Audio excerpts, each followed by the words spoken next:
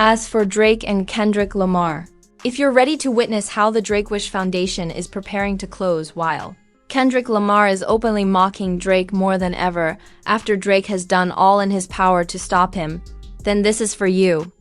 Don't forget to subscribe and like. Since you can now purchase a huge bag for the same amount as a Drake ticket, Drake fans will be furious about this. He's going down as badly as we're going to see because of this. Make sure to leave that open so that everyone has the option of purchasing a Drake or a Whopper ticket.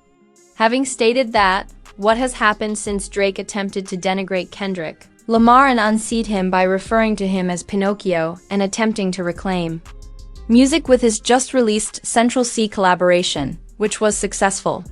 Now, for lethargic old Lubri, who has done everything he could to criticize, threaten, or simply turn the rap scene against Kendrick Lamar. Actually, despite Drake's attempts at all of these tactics and his attempts to get viral at his gigs by inciting fans to disparage Kendrick, chant F and Lamar Kendrick repeatedly, along with a lot of other strange things. Again, even though it went viral to see all these people yelling at another rapper at another rapper's show, that hasn't done anything. Drake's entire tour is beginning to look bleak, and it looks like more shows might be cancelled soon, similar to what has happened in Manchester thus far. Because once more, and this is true, there are Whoppers, Big Macs, and huge bags that are currently more valued than watching Drake perform live. However, in regard to Drake's current tour and stalemate to have with Kendrick Lamar, right? Now, even though Drake's entire career and philosophy are collapsing, he continues to disparage Kendrick Lamar everywhere he goes. Now that Kendrick Lamar is nearing the end of his Grand National Tour in the EU, there are just 2 more performances left before he closes up the tour on his own for the final runs.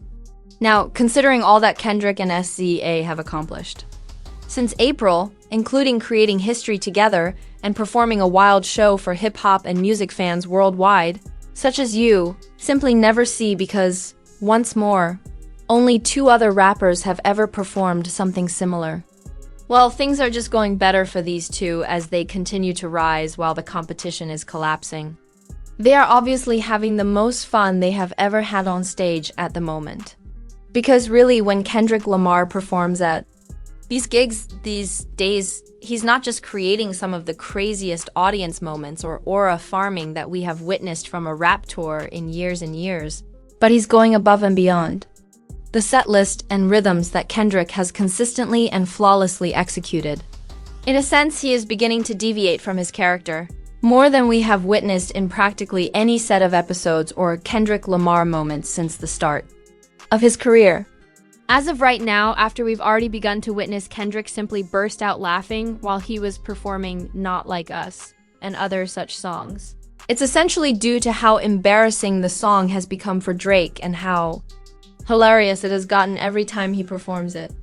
The fans of Kendrick and SZA at this show actually liked the artists they were seeing and they were chanting for them like they were watching Ronaldo or something. This is in contrast to the Drake fans who only chant F Kendrick and how they don't like him while they're watching him.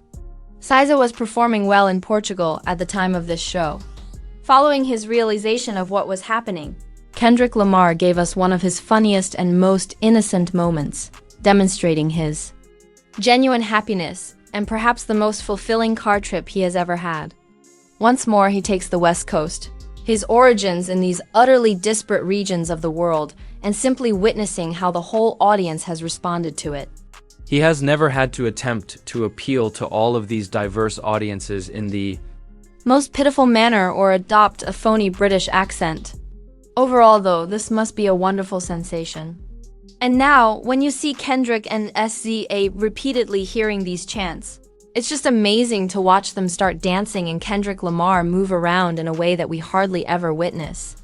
Additionally, it's really wonderful to see Kendrick having so much fun with all of the fans around and even just sharing these sincere moments. Furthermore, in this day and age, when everything in rap has become so strange, Drake is essentially following these grudge shows that are taking place nearby and attempting to disparage him in front of his listeners. Really, what's going on here? With Kendrick in the forefront, it's simply demonstrating the positive global impact hip-hop is having. And now that SZA and Kendrick have learned what the fans were chanting, "This is yours," which enhanced the experience and essentially demonstrated how successful they have been and where this whole thing has been headed. Speaking of having fans in these places, it would be fantastic to put on a show that you adore. Now, as for the guy who wishes he was going on this tour with the rapper, he has become a stand-in at this point due to the strangeness of the preoccupation. Now, for Drake, things have been going poorly since the first Manchester gig was cancelled, because it appeared as though a very odd thing was taking place there. Now that the fan outcry has sparked a heated discussion about the scope of Drake's tour, this is what it's actually beginning to look like.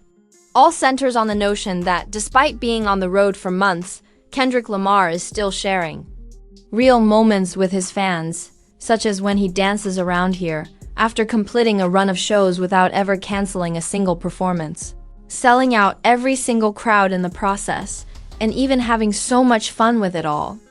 I don't think arenas are his thing anymore because of these Drake shows. And it's getting really bad because even with all of the people who are still around Drake and are making sure that he is the most annoying person in hip-hop, he is still the most annoying person. To be honest, when you compare these two, Lamo Lubry might have been better off moving this show to a boardroom or something, where they could have just sorted through paperwork together or yelled about bots. Apparently, Drake is not getting the kind of attendance he desires from the crowds he requires at these events. And if people are turning out to these things again, I won't argue that there isn't interest in a Drake show overall. The demand for Drake live performances, however, has not been this low since he began performing in arenas in the late 2000s, as the numbers make abundantly evident. And there is now solid information to support my seriousness about that.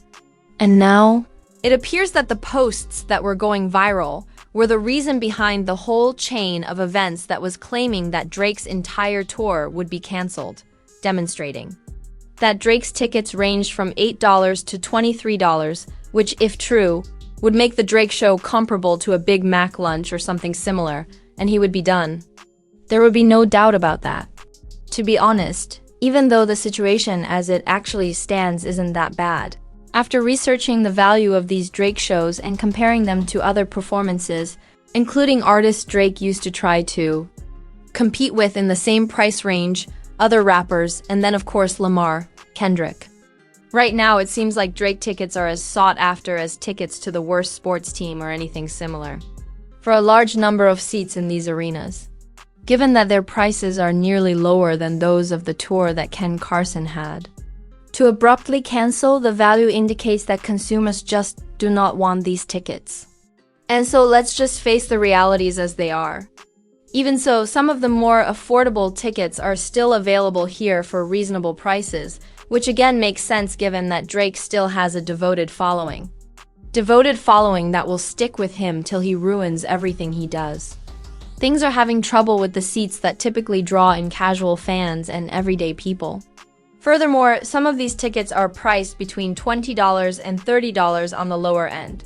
Furthermore, some of them are only going up to a maximum of $60. This is all I have to say, especially considering how the Drake tours used to operate and how expensive the tickets used to be. This is terrible.